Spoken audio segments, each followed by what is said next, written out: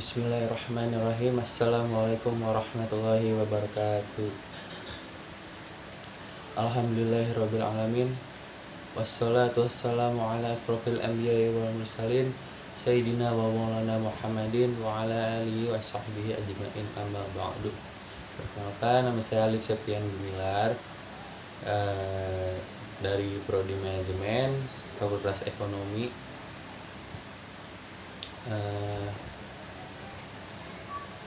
Pertama-tama saya ingin panjatkan puji dan syukur kepada Allah Subhanahu wa taala karena kita masih diberi kesehatan sampai hari ini. Di sini saya akan menjelaskan tentang sholat. Apa itu sholat? Kata sholat secara etimologi berarti doa. Adapun sholat secara terminologi adalah seperangkat perkataan dan perbuatan yang dilakukan dengan beberapa syarat tertentu, dimulai dengan takbir dan diakhiri dengan ihram. Pengertian sholat ini juga mencakup segala bentuk sholat yang diawali dengan takbir, takbiratul ihram, dan diakhiri dengan salam. Digunakan kata sholat untuk ibadah ini tidak jauh berbeda dengan pengertian etimologinya. Sebab itu di dalam sholat terkandung doa-doa berupa permohonan, minta ampun, dan sebagainya. Tujuan sholat, sholat menjadi dasar dan pedoman dari setiap aktivitas kehidupan manusia, karena sholat adalah amalan yang pertama kali akan dihisap di akhirat nanti. Oleh karena itu, sholat merupakan aktivitas ibadah yang mengatur segala aktivitas, baik itu diperintahkan maupun dilarang Tuhan. Aktivitas manusia berhubungan dengan Allah sebagai Tuhan penciptanya yang disebut habdun minallah. Terus ada aktivitas yang berhubungan dengan manusia disebut dengan habu minanas. Tujuan Allah menciptakan kita adalah untuk beribadah dengan amal kebaikan dan menyembah kepadanya. Menyembah di sini berarti beribadah, dan salah satunya adalah sholat. Kita hidup di dunia ini hanya sementara. Dari kehidupan di dunia inilah penentu kehidupan kita selanjutnya, yaitu kehidupan di akhirat yang merupakan kehidupan kekal selamanya. Amalan perbuatan kita yang akan menentukan kita akan masuk surga atau neraka, yang menjadi tujuan hidup manusia sesungguhnya. Segala amalan yang mengarahkan kita ke surga memang tidak mudah. Kita akan diuji dunia, seperti bisakah kita menahan diri dari godaan setan,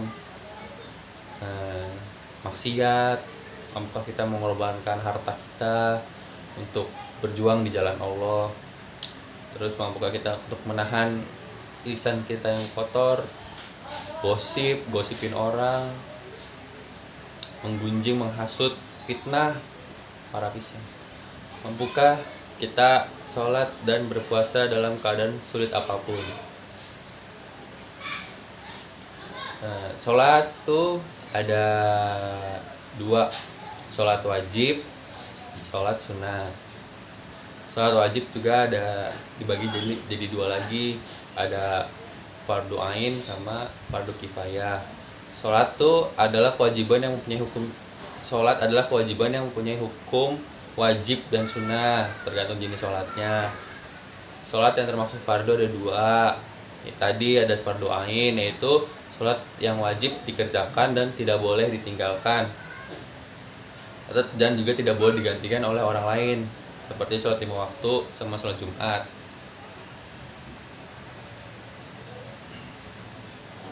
Sholat wajib tuh ada 5, yaitu sholat subuh, zuhur, asar, maghrib, isya. Terus ada fardu kifayah. merupakan suatu kewajiban bagi umat muslim atau mukallaf yang telah dianggap cukup atau sah meskipun dikerjakan oleh sebagian orang saja, dan apabila tidak ada satu orang pun yang mengerjakannya maka akan menimbulkan dosa. Yang termasuk dalam sholat fardu kifayah adalah sholat jenazah. Terus sholat sunnah. Sholat sunnah adalah sholat yang dianjurkan jika dikerjakan mendapat pahala, jika ditinggalkan tidak mendapat dosa. Contoh sholat sunnah yang biasanya dilakukan setiap hari yaitu sholat duha, sholat tahajud, dan lain-lain. Sholat sunnah ada dua, yaitu sunnah muakkad, yaitu sholat yang dianjurkan dengan penekanan kuat seperti sholat di hari raya Idul Fitri dan Idul Adha. Terus ada sholat sunnah ghairu muakkad, adalah sholat yang dianjurkan tetapi tidak dengan penekanan kuat seperti sholat rawatib dan lain-lain. Terus ada syarat sahnya sholat.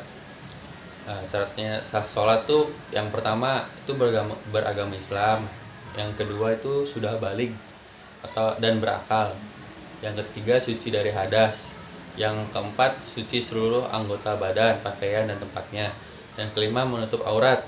Laki-laki itu auratnya dari antara pusar sampai lutut, sedangkan wanita seluruh anggota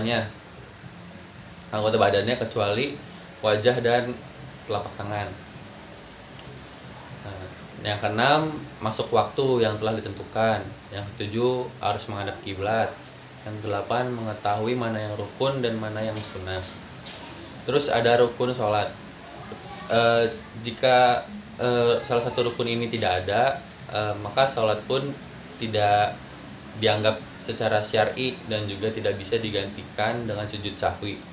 Yang pertama rukun sholat itu ada satu, niat. Yang kedua takbiratul ihram. Yang ketiga berdiri tegak bagi yang berpuasa ketika sholat fardu, boleh sambil duduk atau berbaring bagi yang sakit. Yang keempat membaca surat Al-Fatihah pada tiap-tiap rakaat. Yang kelima ruku dengan tumaninah. Yang keenam itidal dengan tumaninah. Yang ketujuh sujud dengan tumaninah. Yang kedelapan duduk antara dua sujud dengan tumaninah. Yang sembilan tasyahud akhir dengan tumaninah. Yang 10 membaca tasyahud akhir. Yang 11 membaca sholawat Nabi pada sujud akhir. Yang 12 ada membaca salam yang pertama.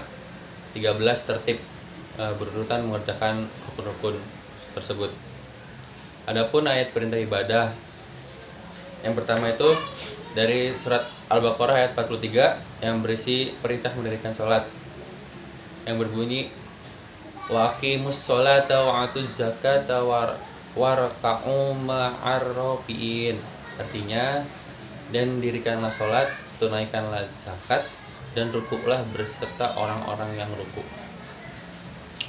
Menurut tafsir Al-Musayyar dalam ayat tersebut, Allah memerintahkan umatnya untuk menunaikan sholat secara sempurna dengan melaksanakan rukun-rukun wajib-wajib dan sunnah-sunnahnya. Bayarkanlah zakat harta yang telah Allah berikan kepada kalian, dan tunduklah kalian kepada Allah bersama umat Muhammad SAW dan yang tunduk kepadanya. Allah SWT juga dalam Al-Quran surat Al-Baqarah ayat 5 berfirman, wasta'inu bis-sabri was-shalah wa innaha lakabiratun illa 'alal khashirin. Artinya, dan mohonlah pertolongan kepada Allah dengan sabar dan sholat, dan sholat itu sungguh berat kecuali bagi orang-orang yang khusyuk. Dalam hadis riwayat Abu Dawud, Huzaifah radhiyallahu anhu, beliau mengatakan, dulu jika ada perkataan yang menyusahkan Nabi SAW, beliau pun mendirikan sholat. Demikianlah yang bisa saya sampaikan tentang sholat ini. Jika ada kesalahan kata, saya mohon maaf. Kurang lebihnya mohon maaf juga. Wabillahi taufiq wal hidayah. Wassalamualaikum warahmatullahi wabarakatuh.